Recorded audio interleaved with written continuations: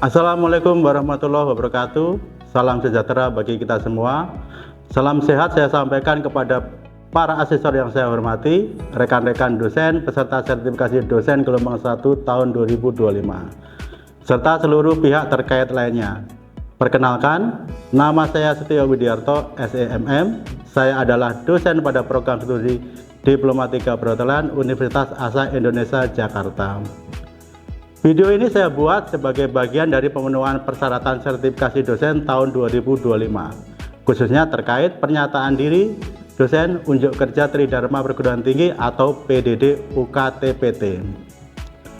Pada kesempatan ini, saya akan memaparkan salah satu mata kuliah yang saya ampu, yaitu Manajemen Otomasi dengan kode mata kuliah PH 2349. Mata kuliah ini memiliki bobot 2 SKS, terdiri dari 1 SKS teori dan 1 SKS praktikum. Mata kuliah ini ditawarkan setiap semester, baik semester ganjil maupun semester genap, yaitu untuk semester 2 peminatan Food and Beverage atau FB dan Room Division atau RD, serta semester 3 untuk kepeminatan Grand Chef School atau GCS dan Chef School atau CS. Mata kuliah ini dirancang untuk membekali mahasiswa dalam memahami dan menguasai aplikasi produktivitas, khususnya Microsoft Office dan Google Workspace. Dengan penguasaan aplikasi tersebut, mahasiswa diharapkan dapat mendukung kegiatan akademik, bekerja secara efektif, serta mampu berkolaborasi di lingkungan profesional. Mahasiswa akan mempelajari teori, mempraktekannya langsung, dan mendapatkan tugas-tugas untuk pendalaman materi. Strategi pembelajaran meliputi delivery, yaitu penyampaian materi secara aktif oleh dosen, interaktif melalui diskusi kelompok dan tanya jawab, demonstrasi, dosen memberikan contoh langsung penerapan materi, asesmen dilakukan untuk memantau proses dan hasil belajar mahasiswa. Metode pembelajaran menggunakan model blended learning, yaitu gabungan pembelajaran tatap muka dan pembelajaran mandiri melalui LMS Universitas Asa Indonesia. Dengan demikian, mahasiswa dapat mengakses materi dan bahan ajar kapan saja dan di mana saja. Mahasiswa juga diberikan tugas individu dan kelompok untuk melatih kemampuan berpikir kritis, kreativitas, dan keterampilan kolaboratif. Terdapat 6 capaian pembelajaran utama, diantaranya 1. Mahasiswa mampu memilih dan menggunakan aplikasi secara tepat. 2. Mahasiswa mampu mengotomasi dokumen umum. 3. Mahasiswa mampu mengotomasi dokumen akademik. 4. Mahasiswa mampu bekerja kolaborasi secara digital. 5. Mahasiswa mampu membuat formulir digital. 6. Mahasiswa mampu mengotomasi pengolahan dan analisis data. Terdapat pula 14 sub capaian pembelajaran yang mencakup kemampuan teknis, mulai dari memformat dokumen, mengelola file digital, berbagi dokumen, hingga menggunakan rumus dan fungsi dalam pengolahan data. Materi pokok yang akan dipelajari antara lain: 1. Pengenalan berbagai aplikasi. 2. Otomasi dokumen umum. 3. Otomasi dokumen akademik. 4. Pemanfaatan Google Workspace untuk kolaborasi digital. 5. Otomasi pengolahan data. Materi pembelajaran bersumber dari modul dan bahan ajar hasil karya dosen pengampu sendiri, video tutorial setiap materi, dan pustaka lain yang relevan. Mata kuliah ini tidak memiliki prasyarat. Pembelajaran dilakukan secara luring di kelas untuk teori dan praktek, serta secara daring melalui LMS Asa Indo. Evaluasi meliputi ujian teori dan praktik di pertengahan dan akhir semester, kehadiran minimal 75% sebagai syarat mengikuti ujian akhir. Komponen penilaian terdiri dari kehadiran 10%, tugas 20%, ujian tengah semester 30%, dan ujian akhir semester 40%. Demikian penjelasan singkat mengenai mata kuliah manajemen otomasi. Selanjutnya saya akan menayangkan contoh pembelajaran tatap muka atau luring di dalam kelas. Terima kasih atas perhatiannya. Wassalamualaikum warahmatullahi wabarakatuh. Assalamualaikum warahmatullahi wabarakatuh. Nah, kita bertemu kembali pada tatap muka ke-6 ini ya. Jadi pada tatap muka ke-6 ini nanti kita akan membahas tentang otomasi dokumen akademik. Demi supaya nanti lancarnya proses perkuliahan, kita mulai dengan berdoa dulu ya. Berdoa dengan menurut agama dan kepercayaannya masing-masing. Berdoa mulai.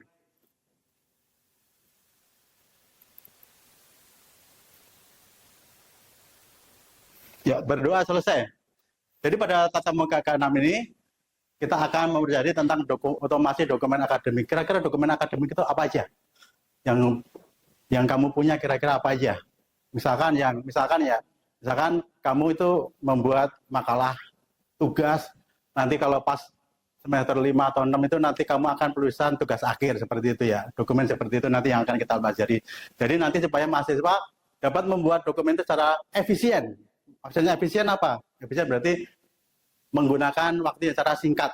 Dengan apa? Nanti akan kita pelajari fitur-fitur yang menarik dari MS Word itu ya. Ya, ini untuk deskripsi singkat dari capaian pembelajarannya. Jadi nanti masih akan dibekali dengan keterampilan menyusun dokumen akademik menggunakan Microsoft Word. Masih akan mempelajari fitur-fitur penting seperti penggunaan heading, daftar isi, otomatis, multi-level list, caption, table of feature, dan pengaturan halaman dengan section yang berbeda. Nanti akan kita urai satu persatu ya. Untuk CPMK-nya mungkin nggak usah kita bacakan, nanti ada bisa lihat di LMS ya, nanti akan kita letakkan di LMS. Sebenarnya kita masuk ke materi pembelajaran. Yang pertama tentang heading style. Heading style. Kita mempelajari penggunaan style heading, ada heading 1, heading 2. Mungkin kalau di tempat Anda belum muncul heading 3 ya. Belum muncul. Ada yang tahu kira-kira kenapa heading 3 itu belum muncul? Karena heading 1, heading 2-nya belum kepake. Nanti kalau udah kepake nanti akan muncul. Jadi kalau kita menggunakan heading, nanti struktur dokumennya akan lebih jelas. Nanti akan dilihat seperti ini. Jadi misalkan kita menggunakan heading, nanti pada outline view, itu nanti akan terlihat kira-kira garis besarnya untuk tugas yang kita buat itu seperti ini misalkan. Nanti kita membuat seperti ini. Mungkin Anda sudah mengetik juga.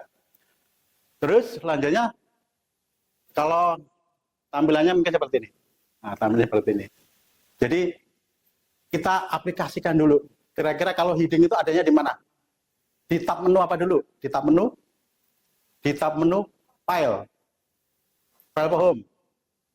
File apa home? Home ya, home begitu. Jadi di tab menu home. Terus di grup menu apa?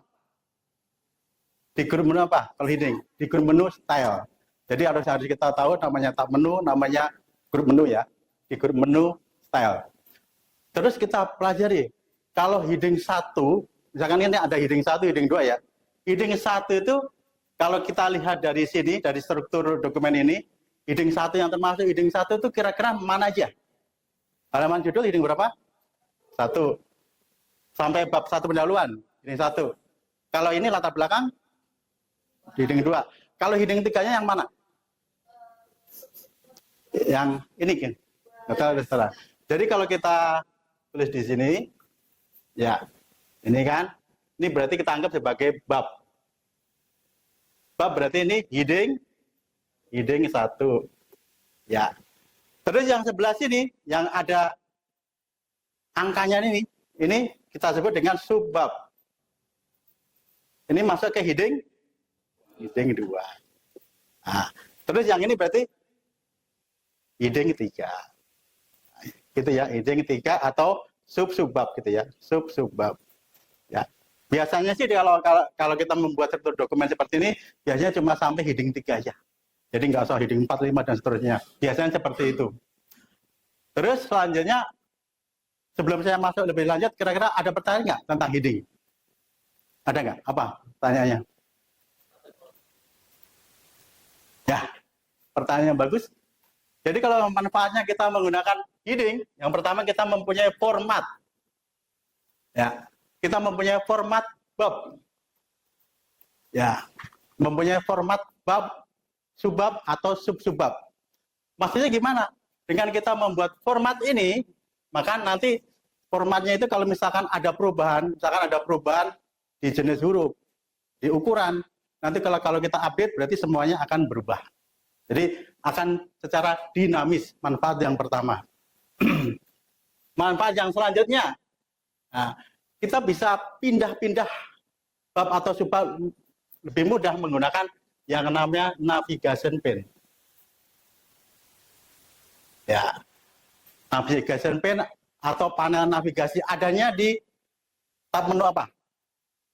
View, di tab menu View, navigation pane. Jadi nanti kalau kita sudah membuat headingnya itu, nanti kalau kita munculkan navigation pane, nanti akan di sebelah kiri nanti akan muncul panel navigasinya. Itu. Terus selanjutnya manfaat selanjutnya apa? Manfaat selanjutnya kita nanti bisa membuat namanya table of content. Table of content. Ya ini ya nanti ya. Kita membuat table of content atau daftar isi secara otomatis. Jadi mungkin selama ini Anda membuat daftar isi secara manual, nanti dengan menggunakan heading ini nanti daftar isinya akan dibuat secara otomatis. Seperti itu. Jadi ini yang saya sampaikan ini ke sini. Ya, dari heading ke table of content. Jadi belajar membuat dan memperbarui daftar isi otomatis yang dihasilkan dari penerapan heading dapat diperbarui secara dinamis. Maksudnya apa? Misalkan kita ada penambahan bab atau subbab, kan itu berarti nanti otomatis akan ada penambahan nomor halaman ya. Itu nanti akan kita update, semuanya akan dinamis, akan berubah seperti itu. Lanjut. Ya, mungkin sebelum lanjut ada yang mau bertanya nggak seputar tentang ini? Ada nggak yang mau bertanya seputar ini? Apa? Ada nggak yang bertanya?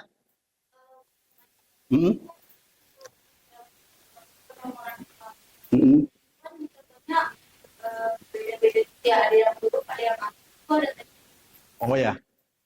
Kalau untuk penomoran halaman, ini kan ada huruf, ada angka. Jadi nanti bisa dikombinasikan juga. Jadi misalkan ini nanti posisinya di bawah tengah. Misal kalau pada karya tulis akhir, pada bab itu bisa awal babnya di bawah tengah, selanjutnya di kanan atas. Seperti itu ya. Kalau seperti itu tekniknya kita menggunakan yang namanya section ini. Ya, kita menggunakan yang namanya section. Kalau Anda lihat ini kira-kira kita harus membuat berapa section untuk amannya yang saya sampaikan tadi. Jadi ada penomoran halaman, misalkan ini menggunakan huruf, ini menggunakan angka. Dan nanti akan dimodifikasi juga. Misalkan pada bab, awal bab di bawah tengah, selanjutnya di kanan atas. Menurut Anda kira-kira harus ada berapa section? Kalau kita lihat dari struktur ini. 3. Kita cek ya. Ini kita buat sampai sini ya. Ini section 1. Terus ini section 2. Terus yang ini section 3. Ini berarti section 4 ya. Berarti kalau kita lihat di sini ada 4 section. Karena nanti pada bab itu nanti akan dibuat seperti itu. Misalkan di bawah tengah, selanjutnya di kanan atas. Misalkan seperti itu. Ada pertanyaan lagi? Ya. Saat di bab 1 di packing struktur, lalu packing spasi, apakah ada? Oh. Iya betul. Jadi kalau kita langsung kita enter, itu nanti akan membawa perubahan pada heading yang kita buat ini ya. Jadi gini, mungkin kita harus tahu dulu. Manfaat dari enter itu apa? Kalau kita enter itu sebenarnya fungsinya buat apa? Enter ya. Enter itu untuk membuat paragraf baru ya. Ya, membuat paragraf. Itu kalau kita enter. Apalagi misalkan membuat baris. Membuat baris. Jadi kalau misalkan kita mengetik seperti ini, misalkan bab 1 kita enter, itu kan, terus kita ketik pendahuluan, itu berarti nanti akan dianggap paragraf yang berbeda. Artinya apa? Artinya nanti akan berpengaruh, misalkan nanti yang ini akan kita gabungkan misalkan dengan multi level list. Ya, akan kita gabungkan dengan multi level list ini. Membahas cara membuat dan mengatur daftar berpoin atau bernomor bertingkat untuk hierarki yang rapi. Jadi nanti akan kita gabungkan heading ini dengan multi level list. Tadi benar betul. Jadi kalau misalkan kita enter nanti akan membuat paragraf yang berbeda atau membuat baris yang berbeda. Terus tekniknya menggunakan apa? Nah, kita bisa menggunakan yang namanya teknik line break ya. Line break. Ya, itu kita enter sama shift. Shift dulu ya. Kita tekan shift plus enter. Nah, seperti itu. Jadi kita tekan shift sama enter. Kalau kita tekan shift sama enter, nanti tentu dianggap satu paragraf seperti itu. Walaupun posisinya nanti barisnya berbeda. Seperti itu ya. Kita lanjut. Tadi saya sudah sempat menyinggung tentang multi level list ya. Jadi untuk membuat hierarki penomoran yang rapi. Anda lihat, Anda perhatikan di sini. Jadi kalau kita lihat di sini, ini di sini ada angkanya. Pada subbab ini ada angkanya. 1.1, 1.2. Angka 1 yang pertama ini dia mencerminkan apa? Dia diambil dari apa? Bab. Nah, dari bab ya, atau heading 1 ya. Jadi di sini bab 2, angka depannya 2. Ini kan angka depannya 1 karena ada di bab 1. Kalau yang angka yang belakangnya urutan. Seperti itu ya. Ini Anda nggak boleh mengetik langsung 1.1 latar belakang, nggak boleh. Anda harus menggunakan yang namanya multi level list. Dengan menggunakan multi level list, Anda nggak perlu mikir lagi. Oh, saya sebenarnya ini harusnya ngetiknya angkanya berapa ya, nomornya berapa ya, nggak usah ngetik lagi. Seperti itu. Jadi harus kita menggunakan yang namanya multi level list. Terus selanjutnya kita mempelajari juga nanti tentang caption. Kalau caption ini kalau kita artikan apa sih? Kalau dibahasakan Indonesia apa? Memberikan judul bisa gitu ya. Memberikan judul gambar, judul tabel seperti itu ya. Judul gambar, judul tabel. Ya. Kalau kita menggunakan, kalau misalkan ada tabel atau gambar, kalau kita cuma mengetik langsung, itu nggak ada manfaat lebihnya. Tapi kalau kita menggunakan caption, nanti ada manfaat lebihnya. Manfaat lebihnya apa? Kalau kita menggunakan caption. Ini kan, ya, manfaat lebihnya kita mempunyai format. Ya, mempunyai format judul. Judul tabel atau gambar. Gitu ya. Terus manfaat lebihnya apa lagi? Manfaat lebihnya kita bisa menggunakan, nanti akan membuat daftar tabel atau gambar secara otomatis. Ya, kita kenal dengan table of figure ya. Seperti itu. Jadi semua itu harus dibuat otomasi. Jadi selama ini mungkin Anda membuat daftar tabel sendiri, daftar gambar sendiri, semuanya nanti harus kita buat otomasi dengan menggunakan yang namanya caption. Nah, seperti itu. Kalau enggak nanti Anda akan kesulitan. Jadi maksudnya gini, jangan sampai nanti Anda misalkan pas semester 5 atau 6 itu membuat karya tulis akhir sudah kesulitan mencari bahannya, tapi Anda sudah masih saja kesulitan di dalam teknik pengetikan. Jangan sampai seperti itu. Ini yang saya sampaikan tadi, table of figure, ini akan muncul kalau kita menggunakan caption. Ya. Kalau kita menggunakan caption, nanti ini bisa kita buat sebagai daftar tabel atau daftar gambar secara otomatis. Seperti itu. Kita lanjut. Ya, tadi betul yang ditanyakan. Sekarang kita membahas tentang penomoran halaman dan section. Jadi penomoran halaman. Jadi penomoran halaman itu di dalam karya tulis akhir juga ada aturannya. Jadi nggak bisa misalkan dalam satu file itu ada penomoran halaman cuma angka aja, nggak bisa. Jadi seperti itu. Misalkan dibuat misalkan ini huruf, selanjutnya angka. Nanti seperti yang saya sampaikan tadi bisa kombinasinya seperti itu. Misalkan halaman judul tanpa nomor halaman, gitu kan? Tapi halaman selanjutnya harus Romawi 2, misalkan seperti itu. Atau juga misalkan pada awal bab di bawah tengah, selanjutnya di kanan atas, seperti itu. Tadi tekniknya sudah saya sampaikan, tekniknya itu menggunakan section, supaya bisa kita buat nomor penomoran halaman yang berbeda seperti ini. Ada yang tahu lagi nggak? Manfaat section itu apa lagi? Selain untuk membuat penomoran halaman yang berbeda. Ada yang tahu? Misalkan kita membuat dalam satu file, kita mau membuat dengan orientasi yang berbeda, ukuran kertas yang berbeda, dan kertas yang berbeda. Ada yang portrait, ada yang landscape. Ya, kita harus bisa juga, misalkan dalam satu file membuat seperti itu. Tekniknya juga menggunakan yang namanya section. Seperti itu. Jadi nggak boleh lagi ada ngakal-ngakalin. Ini dibuat dengan file yang berbeda. Nggak boleh seperti itu. Terus yang selanjutnya title dan subtitle. Ada yang tahu kira-kira manfaatnya title dan subtitle? Ini bukan seperti yang ini ya. Bukan kayak seperti kita tonton film terus ada title. Bukan seperti itu ya. Apa kira-kira title dan subtitle? Manfaatnya untuk membuat format pada paragraf. Ya, beda ya. Kalau heading tadi membuat format pada bab atau subbab. Kalau title atau subtitle untuk membuat format pada misalkan paragraf di bawah subbab. Misalkan ini. Maka ini ada narasinya di sini. Nanti kita bisa membuat formatnya menggunakan title. Kalau yang di bawah sini, misalkan di bawah subbab, kita bisa memamerkan yang namanya subtitle. Kalau membuat format kan berarti nanti misalkan ada perubahan di jenis huruf atau ukuran dan lain-lain, oke, kita update semuanya akan berubah. Jadi secara dinamis. Jadi selama ini misalkan ada perubahan, mungkin Anda akan melakukan diedit di format masing-masing, sekarang udah enggak. Jadi langsung menggunakan title atau subtitle. Kalau yang kemarin kita bahas menggunakan apa? Untuk menyalin format. Nah, format painter ya, jangan salah. Format painter untuk menyalin format. Kalau untuk menyalin aja menggunakan copy paste. Nah, kemarin ada ujian kayaknya salah semua itu. Menyalin format, salah semua. Seperti itu, kita lanjut. Silakan Anda scan barcode untuk absensi hari ini. Kalau sudah, saya akan lanjutkan untuk mendemonstrasikan penggunaan dari multi level list. Jadi misalkan kita sudah mempunyai outline view untuk tugas kita sebagai berikut. Untuk yang cetak tebal, nanti sebagai bab, yang warna biru nanti sebagai subbab, yang cetak miring nanti sebagai sub-subbab.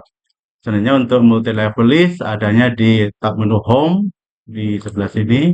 Ya, langsung kita tandangkan di venue multi level list. Kita pilih yang more. Ini kita pilih, kita atur selanjutnya. Yang pertama dari enter formatting, kita ganti ini, kita kasih tanda titik. Ini kita hubungkan dengan heading 1. Klik level 2, kita pilih include. Ini kita hapus dulu. Selanjutnya ini kita pilih include level 1, kita kasih titik, kita kasih urutannya, angka, kasih titik lagi, terus selanjutnya ini linknya kita hubungkan ke heading 2. Nah, klik level 3, yang enter formattingnya kita hapus dulu semua, kita mulai dari include level 1, titik, include level 2, titik, urutan, 1, 2, 3, titik. Ini kita pilih lagi link levelnya, kita sambung ke heading 3, selanjutnya langsung kita coba okein, semoga jadi ya. Ya, kita lihat di sini heading sudah terhubung untuk level list dengan heading 1, heading 2-nya harusnya juga sudah muncul ya. Jadi kita lakukan langkahnya lagi untuk format heading. Format heading kita coba untuk memformat headingnya. Jadi dari bab ini akan kita coba format. Pada umumnya gunakan Times New Roman ukuran 14, cetak tebal, spasi 1, terus before afternya 0. 0, warnanya kita buat warna hitam saja. Ya. Ini selanjutnya kita update ke heading 1. Update. Nah, ini semua yang terkait dengan bab. Langsung kita coba implementasikan. Nah, heading 1 ya seperti ini. Ini juga heading 1. Ini juga heading 1. Sebenarnya kita buat formatnya untuk subbab. Ya, ini kita klik dijadikan heading 2. Ya, selanjutnya bisa kita format dulu ya. Times New Roman ukuran 12, cetak tebal. Ini kita atur untuk first line idenya di 0 aja. Ini boleh. Terus warnanya hitam. Spasinya kita atur 1, layoutnya before afternya juga 0. Kita lakukan update lagi di heading 2. Lakukan heading lagi di heading 2. Klik kanan, update. Kita lakukan langkah yang sama, implementasikan untuk subbabnya. Kita pilih heading 2. Ini juga heading 2. Ini juga heading 2. Kita format kembali untuk sub-subbabnya. Berarti kita pilih heading 3. Kita format lagi, Time New Roman, ukuran 12, warnanya hitam. Nah, kita blok dulu ya untuk warnanya hitam. Kita pilih warna hitam, terus layoutnya juga before afternya 0, spasinya juga kita pilih 1. Sebenarnya kita aplikasikan atau kita update di heading 3, klik kanan, update. Oh, ini mungkin ini kita atur juga untuk first line-nya di 0. Ini boleh di setengah inci ya. Inci, first line-nya 0, kita update lagi ke heading 3. Update heading 3. Ini juga update ke heading 3. Heading 3 ya. Nah, selanjutnya ini bisa yang angka-angka yang nggak terpakai kita hapus saja. Ini kita hapus, ini kita hapus, ini kita hapus, ini kita hapus. Ini kita hapus. Ya, terlihat untuk penomorannya uh, sudah sesuai. Sorry, untuk bab 2 landasan jangan dihapus. Ya, daftar pustaka kita hapus. Nah, ini multi levelnya sudah sesuai. Sebenarnya kita lihat lagi apa yang bisa kita lakukan. Ya, ini menampilkan navigation pane. Jadi supaya nanti kita bisa lebih mudah pindah-pindah pada bab atau subbab, kita tampilkan navigation pane ada di tab menu view di navigation pane. Ya, seperti ini kita bisa pindah-pindah secara mudah. Yang kemarin saya sampaikan juga untuk misalkan nih, supaya kita bisa bab 1 pendahuluan, bab satunya posisi ini, pendahuluannya posisi di bawah, berarti kita menggunakan line break shift sama enter. Seperti ini, Anda terlihat di sini di navigation pane-nya nggak ada perubahan, di bab 2 juga seperti ini ya. Jadi seperti itu untuk line break-nya. Ini nomor halamannya yang bukan nomor halaman ya. Jadi angka pada bab 1 itu harusnya tidak terlihat ya. Begitupun juga angka pada bab 2. Berarti ini harus disembunyikan. Kita ini terus klik kanan, kita pilih font, mana font, kita pilih hidden, kita oke ya seperti ini. Jadi nggak boleh dihapus, tapi harus tetap kita sembunyikan. Kita lihat apa yang akan kita lakukan lagi. Nah, untuk menyisipkan tabel of content, tabel of content nanti bisa kita sisipkan di sini. Di sini kita sisipkan sementara aja ya. Kita sisipkan dari grup menu reference. Mungkin agak lama ini loadingnya. Grup menu reference jadi menggunakan tabel of content. Nanti kita tidak perlu lagi untuk membuat daftar isinya secara manual. Kita pilih sini reference tabel of content. Kita pilih yang mana saja. Kan yang ini. Kalau ini sudah jadi tabel kontennya sudah jadi, walaupun perlu nanti kita format juga di tabel of content sini. Tapi biasanya nanti kalau kita format, nanti format yang terakhir aja. Ini sudah terlihat seperti ini, akan agak kita kecilkan. Ya, ya ini untuk latihan praktek Anda. Nanti ini untuk latihan praktek Anda. Jadi nanti akan kita latihan dulu, dan nanti Anda prakteknya seperti ini. Mungkin tidak saya bacakan satu persatu, nanti Anda bisa lihat di LMS. Praktek, saya juga akan memberikan penugasan kepada Anda. Penugasannya bersifat individu, sama penugasan studi kasus tata kelompok ya. Jadi kalau untuk penugasan individu, Anda bisa baca sini. Untuk penugasan kelompok, misalkan nanti Anda mencari ke teman-teman Anda cari tugasnya dari teman-teman Anda yang belum bisa dibuat seperti ini, terstruktur seperti ini, belum menggunakan otomasi, nanti Anda bantu. Ya, Anda secara berkelompok Anda bantu mungkin di kelas lain atau di adik kelas Anda, atau mungkin boleh juga di adik Anda misalkan yang sekolah SMA dan lain-lain, Anda bantu dan Anda ajarin ya, jangan cuma dibantu aja. Jadi nanti ilmu Anda itu akan jadi ilmu yang bermanfaat. Mungkin itu aja yang bisa kami sampaikan. Kita tutup ya. Wassalamualaikum warahmatullahi wabarakatuh. Sekian video rekaman pembelajaran dalam mata kuliah Manajemen Otomasi pada program studi Diploma 3 Perhotelan Universitas Asa Indonesia Jakarta. Video ini digunakan sebagai persyaratan penyusunan dokumen pernyataan diri dosen dalam unjuk kerja Tridharma Perguruan Tinggi atau PDD UKT-PT. Semoga dapat menjadi pertimbangan baik dalam proses pengajuan sertifikasi dosen gelombang 1 tahun 2025. Terima kasih. Wassalamualaikum warahmatullahi wabarakatuh.